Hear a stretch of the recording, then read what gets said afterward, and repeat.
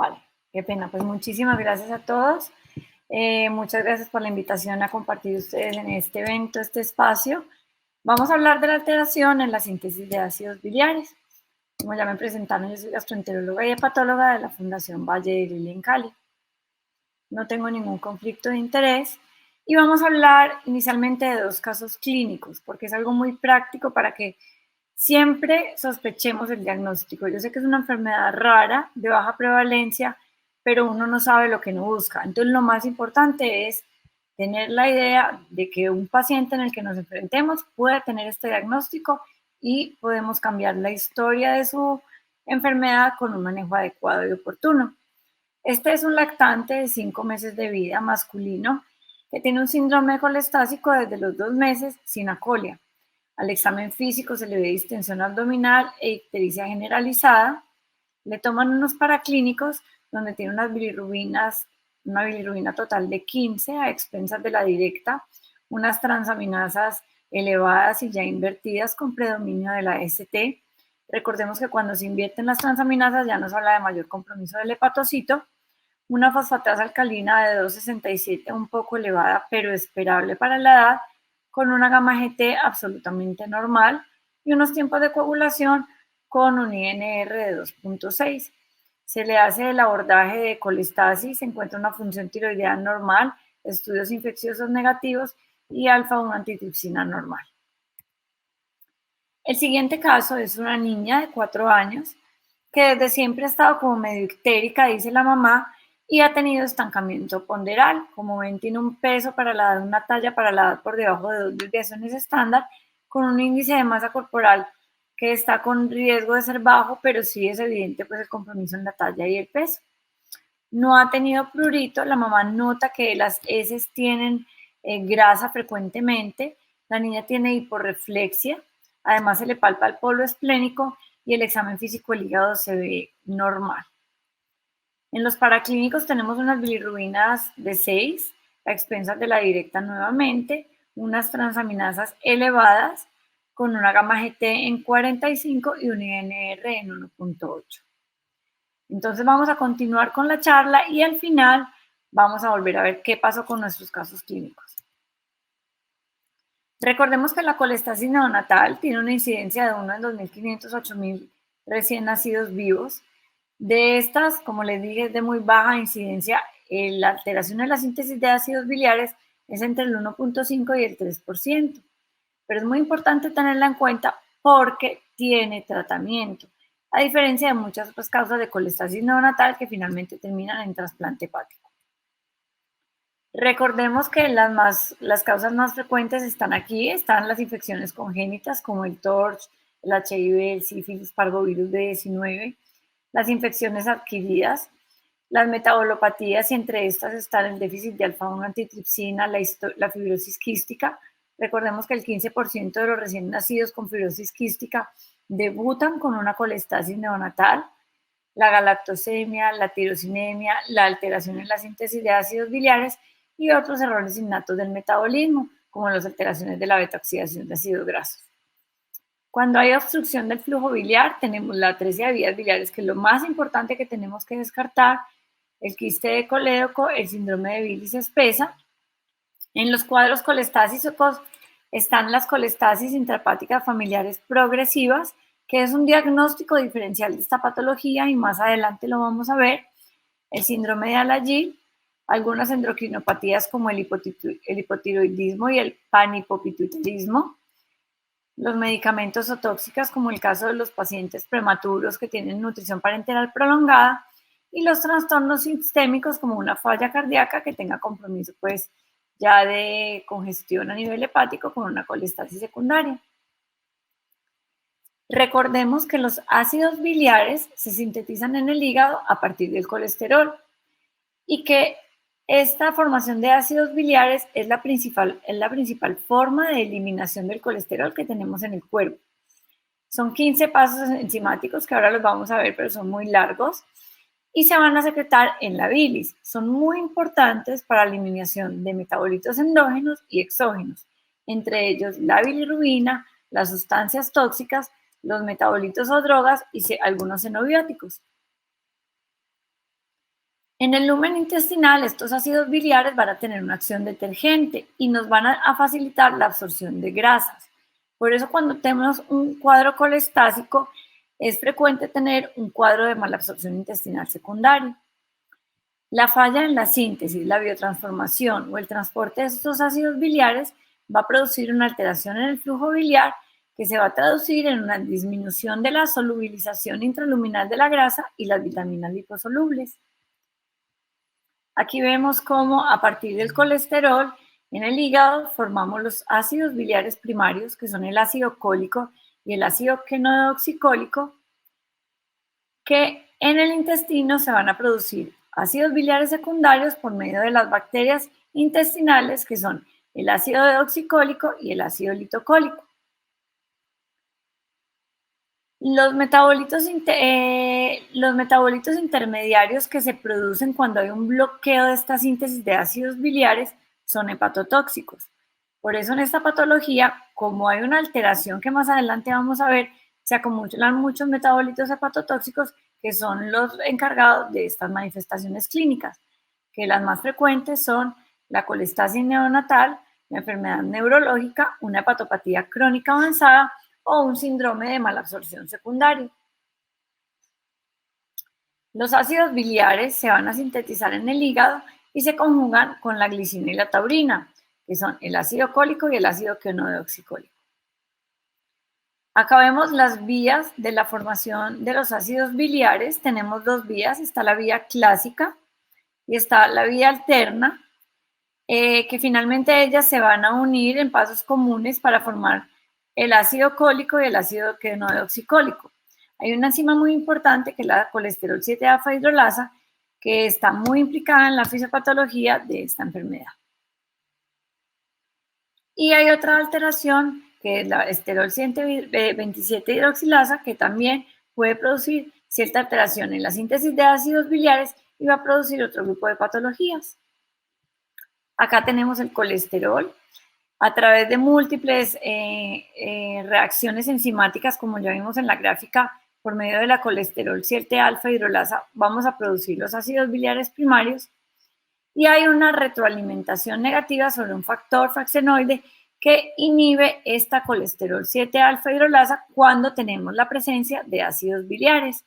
Esto es muy importante entenderlo en la fisiopatología porque cuando hablemos del manejo vamos a entender por qué es tan importante y es tan selectivo.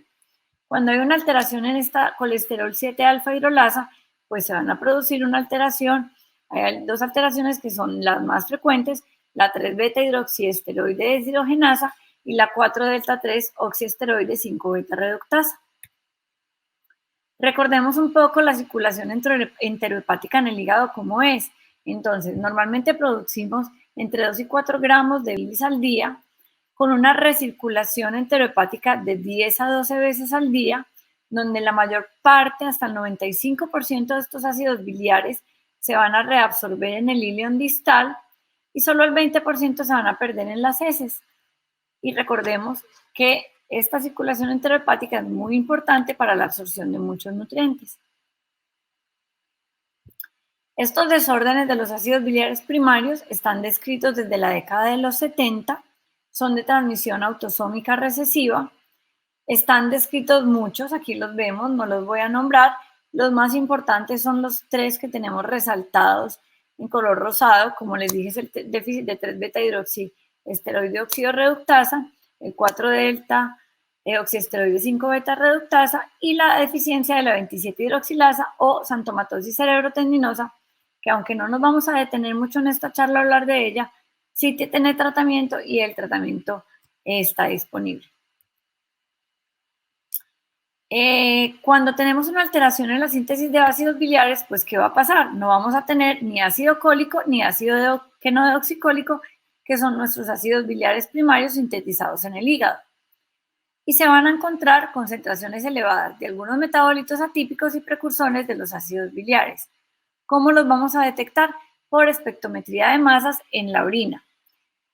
Como vimos, la incidencia es 1 en 50 a 100.000 recién nacidos vivos y es de transmisión de carácter autosómico recesivo. Los defectos secundarios de los ácidos biliares son unos defectos que nos van a impactar en la síntesis de los ácidos biliares primarios, y entre esos están los desórdenes perisomales, como está el síndrome de Zellweger y el Smith-Lemig-Opitz. De eso no vamos a hablar.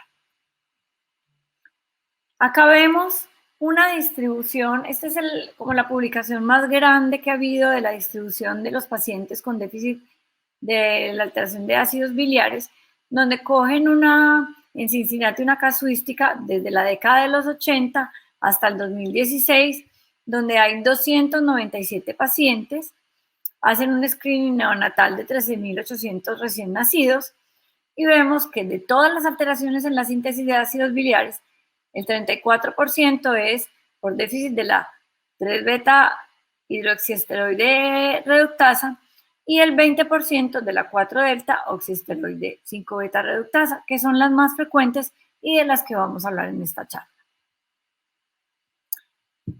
También la alteración de la síntesis de ácidos biliares, esto lo voy a nombrar porque es más a nivel molecular, depende de dónde esté la alteración en esta síntesis de ácidos biliares a partir del colesterol. Entonces, según si hay una modificación del anillo del esterol, o una modificación de la cadena lateral o la amidación de los ácidos biliares, se va a producir la alteración y va a producir las manifestaciones clínicas. Recordemos que cuando hay una modificación del anillo de esterol, pues el déficit de la alteración de la síntesis de ácidos biliares primarios, que va a encargarse de las manifestaciones clínicas tales como colestasis, malabsorción y déficit de vitaminas liposolubles. Y cuando hay una modificación en la cadena lateral, que se altera la 27 hidrolasa, pues se va a producir la xantomatosis cerebrotendinosa. ¿Cuáles son las manifestaciones clínicas? Lo más importante y lo que tenemos que tener siempre en la mente: un síndrome colestásico con gamma GT normal, una malabsorción secundaria a la colestasis con déficit secundaria de vitaminas liposolubles, puede progresar a cirrosis con hipertensión portal, ascitis e hiperesplenismo. Y lo más característico, como vimos en un video previamente en estas conferencias, es que no hay prurito. Porque recordemos que cuando yo tengo colestasis puedo tener las bilirrubinas elevadas, pero las que son responsables del prurito son los ácidos biliares. Si yo no tengo ácidos biliares, pues no voy a tener prurito. Y también es muy importante que recordemos que el prurito se manifiesta clínicamente solamente desde el tercer mes de vida, porque por la maduración neurológica antes del tercer mes, simplemente las terminales nerviosas del niño no están listas para percibir la sensación de prurito. Por eso desde el tercer mes de vida es que uno puede ver al niño que se empieza a rascar o a tocar los ojitos o a estar como incómodo. Si esta enfermedad no se trata, puede progresar y generalmente puede haber fallecimiento en los primeros 5 años de vida. Vamos a hablar entonces de la primera de ellas, que es el déficit de la 3-beta hidroxi C27 esteroide oxidorreductasa. Es la más frecuente, como vimos ahora en la epidemiología. Simplemente hay una alteración entre el paso del 7-alfa hidroxicolesterol hasta el 7-alfa hidroxi-4-colestenona. Es de carácter autosómico recesivo, está en el cromosoma 16, tiene manifestaciones clínicas muy heterogéneas, generalmente va a debutar alrededor de los 3 años, son niños más grandecitos y se caracteriza con un síndrome colestásico con gamma GT normal, hepatomegalia, mala absorción y esteatorrea. En cuanto a los hallazgos de la biopsia, vamos a encontrar que hay transformación gigantocelular, que esto no es patognomónico de esta patología, un infiltrado inflamatorio periportal con una colestasis canalicular. Lo que sí es claro es que no hay proliferación ductal, y recordemos que la proliferación ductal es muy sugestivo de la atresia de vías biliares, y puedo encontrar fibrosis portal con progresión a cirrosis. El diagnóstico lo voy a hacer, como habíamos hablado ahora, en análisis de orina por espectrometría de masas. Vamos a detectar los conjugados o los metabolitos tóxicos de estos precursores de ácidos biliares. También lo puedo hacer por cromatografía de gases, pero es mucho mejor la espectrometría de masas. Aquí vemos el patrón característico donde se ven estos dos metabolitos elevados en un paciente que tiene un déficit de 3-beta-hidroxiesteroide deshidrogenasa. En cuanto al déficit de la 4-delta-oxiesteroide 5-beta reductasa, es el segundo más frecuente, pero es más severo, y esto es muy importante tenerlo en cuenta. Hay una alteración en el paso del 7-alfa hidroxi 4 colestentresona al 3-oxo-5-beta hidroxi intermediarios. Esto es uno de los pasos de la síntesis de ácidos biliares que la verdad es muy larga y no es práctico incluso aprendérselo. Es de carácter autosómico recesivo, está en el cromosoma 7. Lo más importante es que tiene un curso progresivo y fatal sin tratamiento, y este debuta mucho más temprano con un cuadro de colestasis neonatal, con hiperbilirrubinemia y síntomas secundarios a la mala absorción de las vitaminas liposolubles. El diagnóstico lo hacemos también por espectrometría de masas en orina y vamos a detectar los metabolitos tóxicos, pero lo que nos confirma el diagnóstico tanto en esta como en la 3 alfa es con el estudio genético. Recordemos que en ciertos pacientes recién nacidos con cuadros colestásicos, yo puedo tener elevados estos metabolitos en las primeras semanas de vida y sobre todo cuando hay hepatopatía terminal sin ser esta patología. Con lo cual, lo más importante es tener la sospecha y descartar los diagnósticos diferenciales. En cuanto a los hallazgos de la biopsia, encontramos más o menos lo mismo, la transformación gigantocelular de los hepatocitos con la colestasis canalicular. Aquí hay ductopenia, que es pérdida de los conductos biliares. Puede haber progresión a cirrosis y la hematopoiesis extracelular. La xantomatosis cerebrotendinosa la puse porque no viene mucho al caso, es poco frecuente, pero simplemente para que sepamos que exista. Está descrita desde la década de los 30, tiene una prevalencia un poco más raro. Generalmente el diagnóstico es tardío, también es de carácter autosómico recesivo por una mutación en el gen que codifica la enzima 27 hidrolasa, que es la que cataliza el primer paso en la oxidación de la cadena lateral del esterol, que va a participar en la síntesis de los ácidos biliares. Esta función enzimática defectuosa va a impedir un flujo adecuado de los ácidos biliares, lo que va a producir unos depósitos de colesterol y colestanol, que son los causantes del proceso degenerativo, y el más tóxico es el colestanol. Acá vemos cómo tenemos las dos vías que ya les mostré, la clásica y la alternativa, y al tener un bloqueo en la 27 hidrolasa, pues se va a acumular el colestanol, que es el encargado de la toxicidad. Generalmente esta enfermedad puede manifestarse a lo largo de la vida, desde el nacimiento como colestasis neonatal o diarrea crónica, pero después de la primera década de la vida aparecen las cataratas, a los 20 años los xantomas tendinosos por el depósito de estos metabolitos tóxicos que se acumulan, al igual que el daño neurológico. En cuanto al laboratorio, voy a encontrar en sangre que tengo disminución de ácidos biliares, metabolitos alcohólicos de bilis en la orina elevados, con un colesterol bajo y un colestanol elevado. El diagnóstico, dos de los criterios con diarrea intratable o cataratas preseniles, los xantomas y las anomalías neurológicas, pero recordemos que estas son de aparición tardía. Por eso nosotros como pediatras probablemente no nos van a llegar a este tipo de pacientes. En la resonancia magnética vamos a encontrar una hiperintensidad bilateral de los núcleos dentados y compromiso también de la sustancia blanca, cerebelosa y cerebelar. Lo más importante es que esta enfermedad tiene tratamiento y es el ácido cólico. La confirmación es el test molecular. Entonces, ¿cuándo voy a sospechar una alteración en la síntesis de ácidos biliares? En todos los pacientes que tengan colestasis, es un diagnóstico diferencial.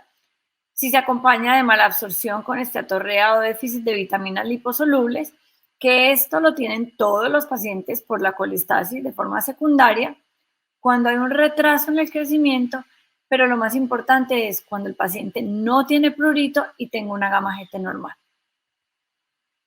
Acá tengo un estudio fácil, entonces tengo un niño que tiene un cuadro de mala absorción y colestasis, tiene una ecografía, y además de eso tiene falla en el crecimiento, hepatomegalia, una disfunción hepática y no hay prurito, pues lo primero es hacer un estudio imagenológico. Si la vía biliar está alterada, voy a la coagulografía o una cirugía para descartar una causa extrahepática. Pero si la ecografía es normal, tengo que ver siempre cómo está la gamma GT. Si la gamma GT está elevada o si la tengo normal.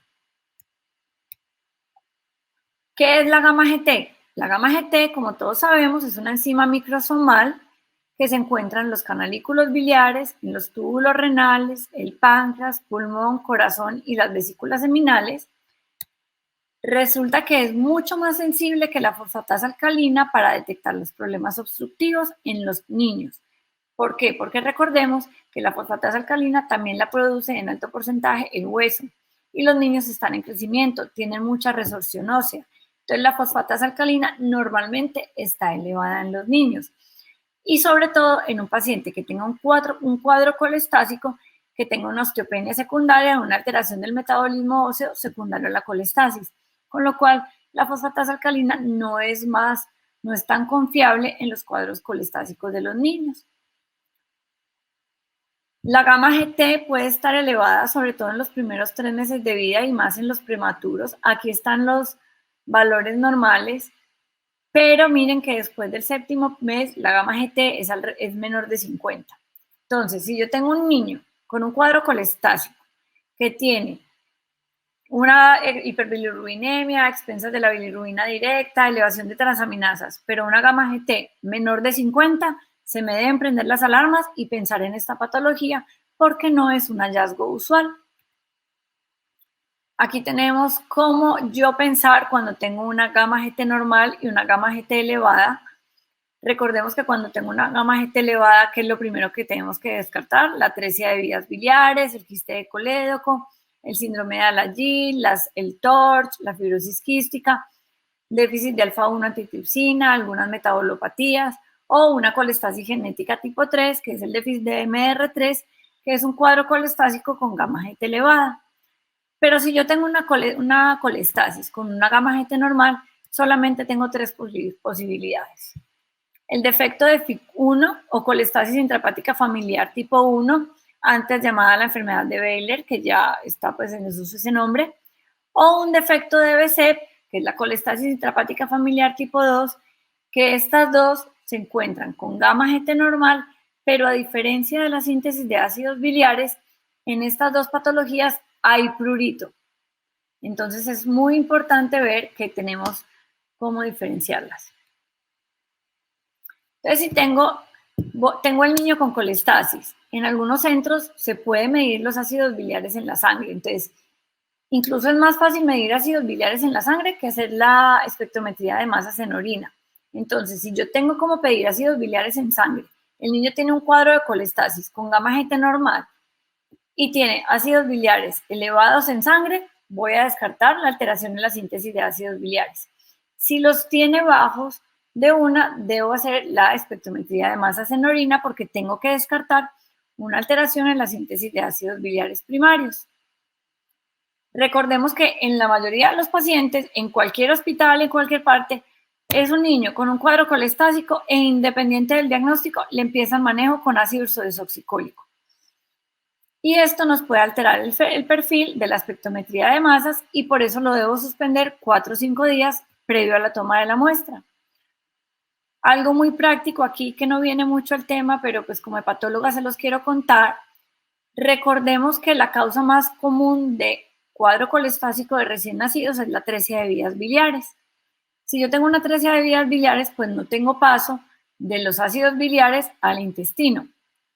Si yo doy ácido ursodesoxicólico, que es un ácido sintético biliar secundario, no voy a mejorar la patología, sino que se me va a acumular más porque es que es un problema mecánico donde no hay flujo biliar.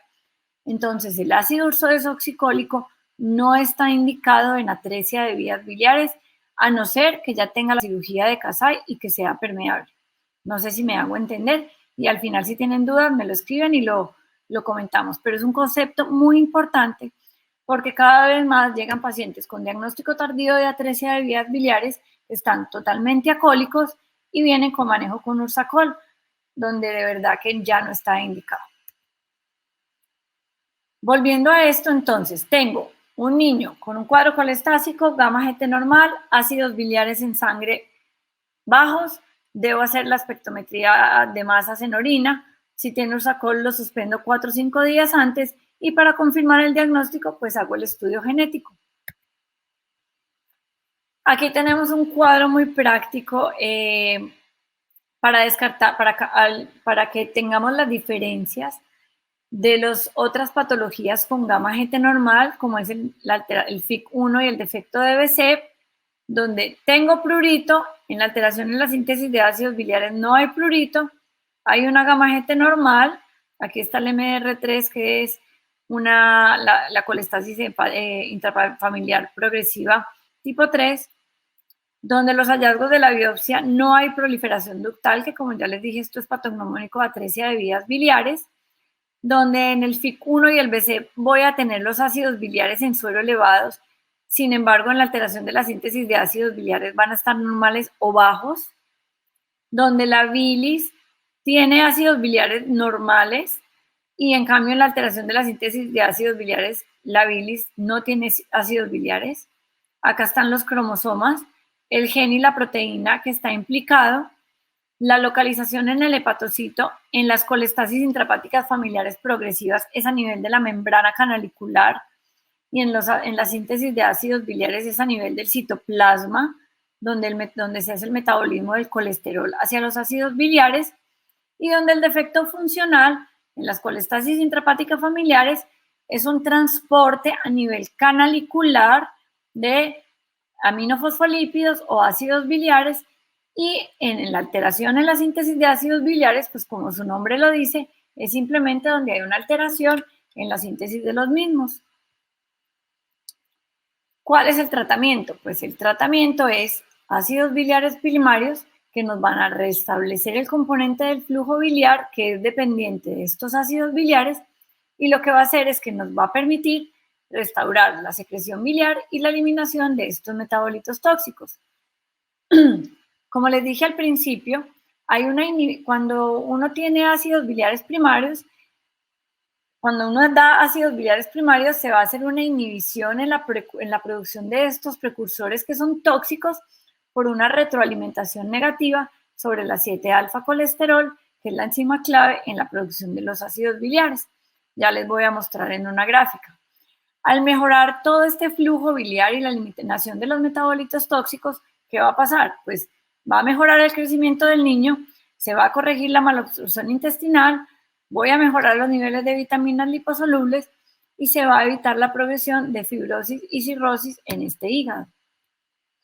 Entonces aquí tenemos la gráfica que yo ya les había contado. Entonces el colesterol, la colesterol 7-alfa hidrolasa, la alteración de la síntesis que nos va a producir la ausencia de los ácidos biliares y en este intermedio van a haber metabolitos tóxicos que van a producir mala absorción, el flujo biliar inadecuado y la fibrosis del hepatocito. Pero si yo doy de forma secundaria, en cuanto al manejo, un ácido biliar primario, lo que hace es que se hace una retroalimentación negativa sobre esta enzima, la colesterol alfa hidrolasa, y no se producen estos metabolitos tóxicos, cambiando así la historia natural de la enfermedad. Pero, ¿qué coleréticos tenemos disponibles? Entonces, tenemos el ácido ursodesoxicólico, como ya dijimos, es un ácido biliar secundario, es hidrofílico, es sintético, tiene un efecto colerético que va a aumentar la secreción de cloro y bicarbonato por los colangiocitos. Está demostrado que disminuye la apoptosis de los hepatocitos y va a disminuir también la producción de citoquinas. De hecho, es un medicamento que lo utilizamos cada día más, tiene muchas indicaciones y es muy útil, pero no se ha demostrado que tenga eficacia en estas patologías porque no tiene una inhibición directa de la 7-alfa hidrolasa. Entonces, aunque excreta metabolitos tóxicos, no va a disminuir la producción. ¿Qué tenemos que tener claro? Si yo tengo un paciente con un cuadro colestásico y estoy descartando una alteración en la síntesis de ácidos biliares mientras hago el diagnóstico, puedo utilizar el ácido ursodesoxicólico, pero solo mientras tengo la sospecha diagnóstica para ver qué vamos a hacer. Pero si ya tengo el diagnóstico, no está indicado en el manejo de la patología.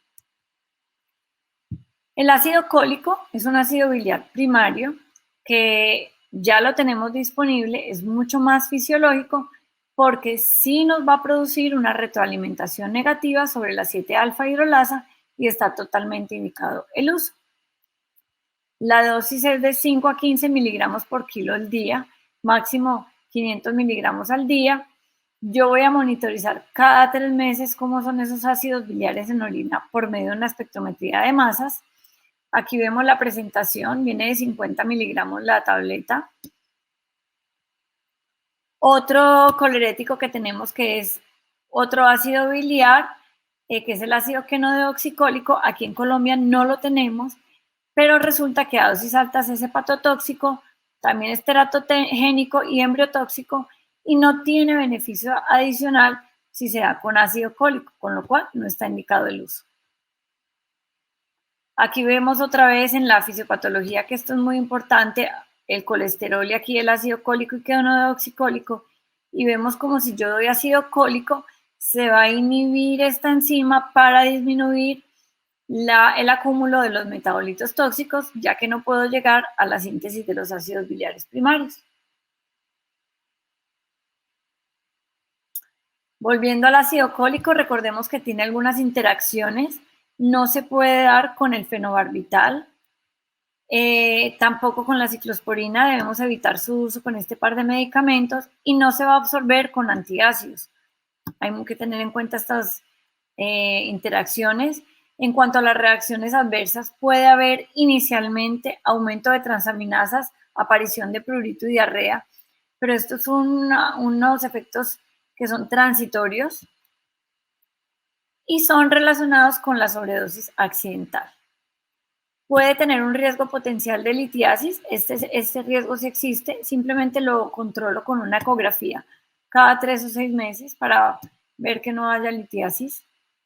Y acá vemos cómo un paciente con déficit de 3-beta-hidroxiesteroide antes del ácido cólico tiene estos metabolitos elevados, pero después del ácido cólico pues cambia dramáticamente, disminuyen los metabolitos tóxicos y esto se traduce en menos daño al hepatocito. Voy a mostrar las experiencias que tienen ciertos hospitales. Este es el hospital de Bicêtre en París, donde tienen 15 pacientes tratados con diagnóstico por espectrometría de masas y análisis genético. 13 pacientes con la alteración más frecuente, que es la 3-beta-hidroxiesteroide, de 10 familias, 7 de ellas consanguíneas. Recordemos que es de transmisión autosómica recesiva, por eso es tan frecuente esta consanguinidad. Y 2 pacientes gemelas con déficit de 4-delta-3-oxoesteroide reductasa. La descripción de estos pacientes, la edad del diagnóstico fue entre el primer mes y los 4 años de vida. Se empezó el ácido cólico más o menos a los 3 años de vida, con un rango de entre los 2 meses hasta los 13 años. La duración de tratamiento en esta publicación fue de 12.5 años y ningún paciente fue llevado a trasplante hepático. Acá vemos la mejoría bioquímica. El cuadro negro es el ácido desoxicólico, el más clarito es el ácido cólico y los otros dos son seguimiento a los 5 años y en la última visita que fue a los 14 años. Vemos cómo bajan las bilirrubinas, la gamma GT pues no se altera y cómo mejora la coagulación. Y aquí vemos algo muy importante y es cómo cambia la esteatorrea, miren, cómo mejoran los niveles de vitamina D y cómo mejora la composición de los ácidos biliares. En cuanto a los hallazgos de la patología, vemos cómo cambia la actividad de fibrosis, que esto es muy importante y por qué se justifica en su uso, porque me va a cambiar la historia natural de la enfermedad. Aquí vemos cómo están los puentes, esta es la fibrosis y cómo disminuye con el tiempo. Aquí tenemos esta otra publicación más reciente de estos mismos pacientes, pero con un seguimiento a 24 años. Son los mismos 13 pacientes con déficit de 3-beta-hidroxiesteroide y 2 pacientes con 4-delta, pero ya un seguimiento mayor a 20 años. Y vemos cómo disminuye el score de fibrosis hasta tener un hígado prácticamente normal. Esta es otra publicación de un estudio multicéntrico donde cogieron 39 centros en 21 países. Solamente 17 centros en estos países tenían pacientes diagnosticados, otros 22 centros no tenían pacientes diagnosticados. En total fueron 63 pacientes, 55 de ellos con déficit de 3-beta hidroxiesteroide, 8 pacientes con 4-delta-3 oxoesteroide, con una incidencia acumulada de 1.13 casos por cada 10 millones de habitantes. Es mucho más frecuente la 3-beta y esto se correlaciona con lo que está reportado en la literatura. En Colombia hasta ahora tenemos 3 casos. Llama mucho la atención porque en el Hospital Pablo Tobón Uribe de Medellín hay 2 casos reportados, pero son de 4 delta, que son de los más raros. Y recientemente apareció otro caso que no es en Medellín, creo que es en Bogotá, de un paciente con déficit de 3 beta. Volviendo a nuestro caso clínico para dar la conclusión, entonces, ¿qué nos hacía pensar que este paciente de 5 meses podría tener una alteración en la síntesis de ácidos biliares? Pues el cuadro colestásico sí, pero una gamma GT tan normal es una alarma que tenemos que tener en mente. El bebé tiene apenas 5 meses, es muy difícil, lo del prurito aquí no es para tenerlo muy presente, pero si tengo un cuadro colestásico con una gamma GT tan normal, tengo que descartar una alteración en la síntesis de ácidos biliares. Y en nuestro segundo caso clínico, pues una niña con un cuadro colestásico, un estancamiento ponderal, una hiporreflexia probablemente secundaria de déficit de vitamina D por la vitamina E, por la mala absorción, con la esteatorrea frecuente, sin prurito y también con una gamma GT tan normal, con una ecografía normal, pues debo tener esta patología muy presente en la mente. Para concluir, aunque el déficit de ácidos biliares es una entidad poco común, que se caracteriza con una colestasis con gamma GT sin prurito, debo tenerla siempre en la mente para sospecharla y diagnosticarla a tiempo, porque el rápido inicio del ácido cólico nos va a cambiar la historia natural de la enfermedad y es fisiológico, ya está demostrado que mejora la fibrosis a largo tiempo y nos va a evitar en los pacientes que lleguen al trasplante hepático. Muchísimas gracias.